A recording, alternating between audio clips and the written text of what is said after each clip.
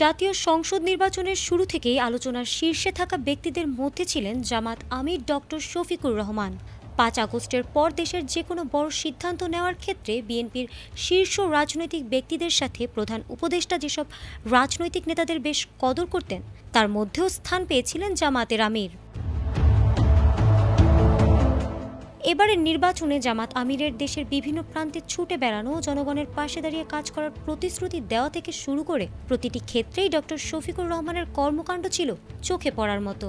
আর সে কারণেই অনেকেই ভেবেছিলেন শফিকুর রহমানের হাত ধরেই হয়তো ক্ষমতায় যেতে পারে জামাত ইসলামী বাংলাদেশ। কিন্তু নির্বাচনের ফলাফল প্রকাশের পর দেখা যায় ভিন্ন চিত্র।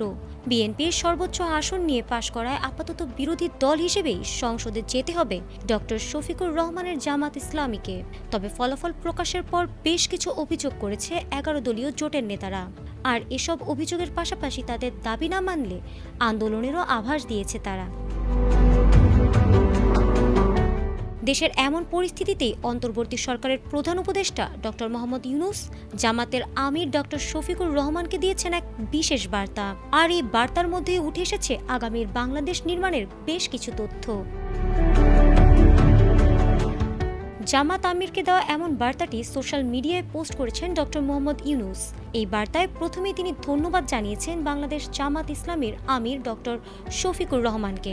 আর তারপর তিনি নির্বাচনের শুরু থেকে জামাত ইসলামীর দল ও সমর্থকরা যে শৃঙ্খলাবদ্ধ, সংযমী ও দায়িত্বশীল আচরণ প্রদর্শন করেছেন তার প্রশংসাও করেছেন ডক্টর মোহাম্মদ ইউনূস। প্রধান উপদেষ্টা বলেছেন, এই আচরণ ভবিষ্যতের রাজনৈতিক প্রক্রিয়ায় বিরোধী দল হিসেবে দলের গুরুত্বপূর্ণ ভূমিকার নিদর্শন।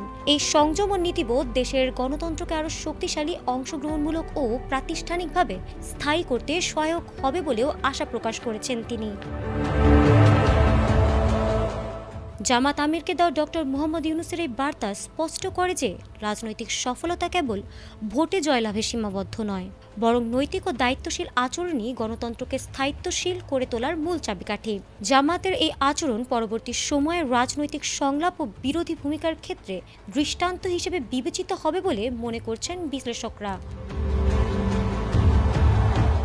ফারহানা হক, এটিএন বাংলা।